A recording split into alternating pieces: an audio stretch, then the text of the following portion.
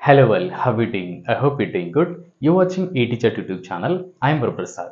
Friends ఈరోజు ఈ వీడియోలో మనం డైరెక్ట్ అండ్ ఇండైరెక్ట్ స్పీచ్కి సంబంధించినటువంటి B Pharm related spoken English concept గురించి మనం తెలుసుకోబోతున్నాం.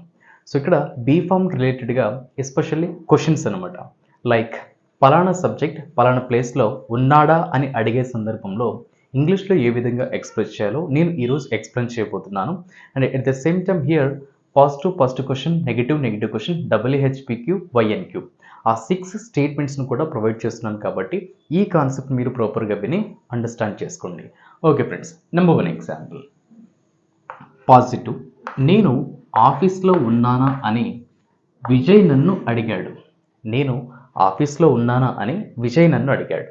సో ఈ స్టేట్మెంట్లో మీరు నోటీస్ చేసినట్లయితే నేను అనే ఒక పర్టిక్యులర్ సబ్జెక్ట్, ఈ పర్టిక్యులర్ సబ్జెక్ట్ ఆఫీస్ అనే ఒక పర్టిక్యులర్ ప్లేస్లో ఉన్నానా అని విజయ్ నన్ను అడిగాడు. సో ఇలాంటి స్టేట్మెంట్స్ మనం ఇండైరెక్ట్ స్పీచ్లో అయితే ఎక్స్ప్రెస్ చేయాల్సి ఉంటుంది. మరి ఇక్కడ నేను ఆఫీస్లో ఉన్నానా అని అనేది ఒక సిచ్యువేషన్, విజయ్ నన్ను అడిగాడు అనేది సెకండ్ సిచ్యువేషన్. మనం ఈ సెకండ్ సిచ్యువేషన్ని ఇంగ్లీష్లో ఎక్స్ప్రెస్ చేస్తున్నప్పుడు బిగినింగ్ ఎక్స్ప్రెస్ చేయాల్సి ఉంటుంది. విజయ్ నన్ను అడిగాడు. విజయ్ ఆస్క్డ్ మీ అంటే విజయ్ నన్ను అడిగాడు. ఏమని అడిగాడు? Vijay asked me if I was in office అంటే నేను ఆఫీస్లో ఉన్నానా అని విజయ్ నన్ను అడిగాడు. Vijay asked me if I was in office. And second PQ means positive question. మీరు చెన్నైలో ఉన్నారా అని అతను మిమ్మల్ని అడిగాడా? మీరు చెన్నైలో ఉన్నారా అని అతను మిమ్మల్ని అడిగాడా?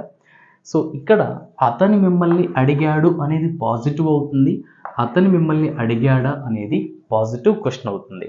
అండ్ అగైన్ ఈ స్టేట్మెంట్లో కూడా మీరు అనే ఒక సబ్జెక్ట్ చెన్నై అనే ఒక ప్లేస్లో ఉన్నారా అని అడిగే సందర్భంలో అంటే ఇక్కడ క్వశ్చన్ చేయడం జరిగింది. రైట్, మీరు చెన్నైలో ఉన్నారా అనేది ఒక సిచ్యువేషన్, అతను మిమ్మల్ని అడిగాడా అనేది సెకండ్ సిచ్యువేషన్. మనం అగైన్ ఈ సెకండ్ సిచ్యువేషన్ని బిగినింగ్ ఎక్స్ప్రెస్ చేయాలి. అతను మిమ్మల్ని అడిగాడా? డిడ్ హీ ఆస్క్ యూ అంటే అతను మిమ్మల్ని అడిగాడా? ఏమని?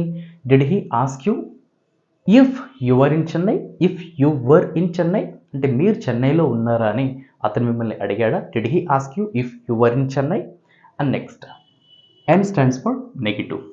మేము స్కూల్లో ఉన్నామా అని ఆమె మమ్మల్ని అడగలేదు. సో ఈ స్టేట్మెంట్ దేన్ని ఇండికేట్ చేస్తుంది?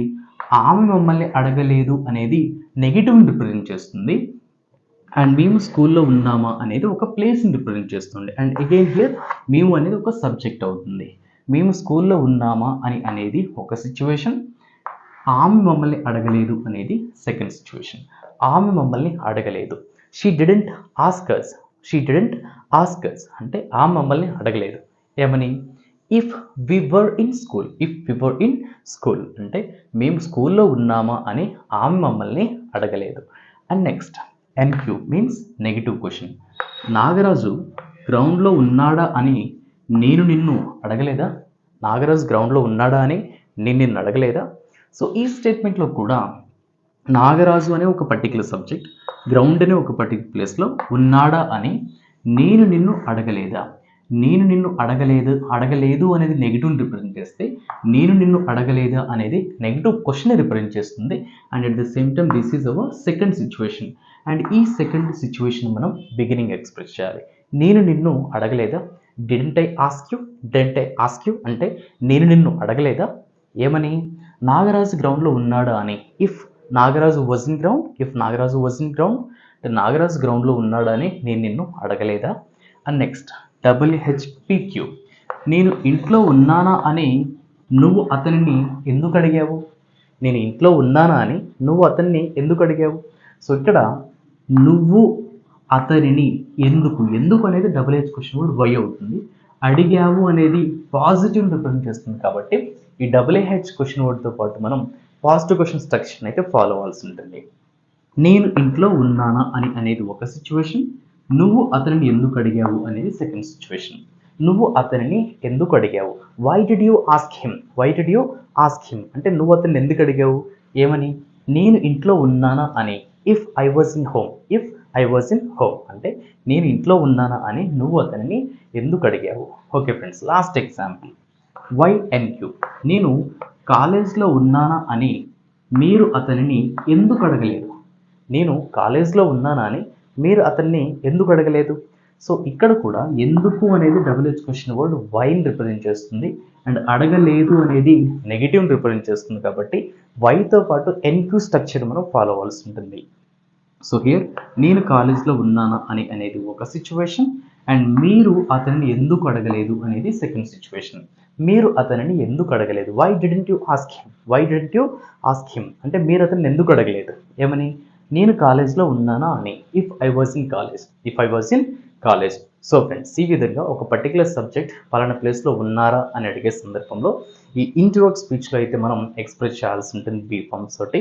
అండ్ ఓకే ఫ్రెండ్స్, ఇప్పుడు మీకు ఎక్సర్సైజ్ పర్పస్లో ఒక ఎగ్జాంపుల్ అయితే ప్రొవైడ్ చేస్తున్నాను.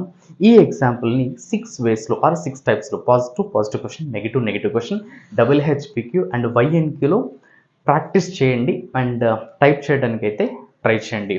సో ఈ వీడియో నచ్చినట్లయితే తప్పనిసరిగా లైక్ చేయండి. అనదర్ ఇంట్రెస్టింగ్ అండ్ యూస్ఫుల్ వీడియోతో మేము ముందుంటాను. Thank you friends, thanks for watching.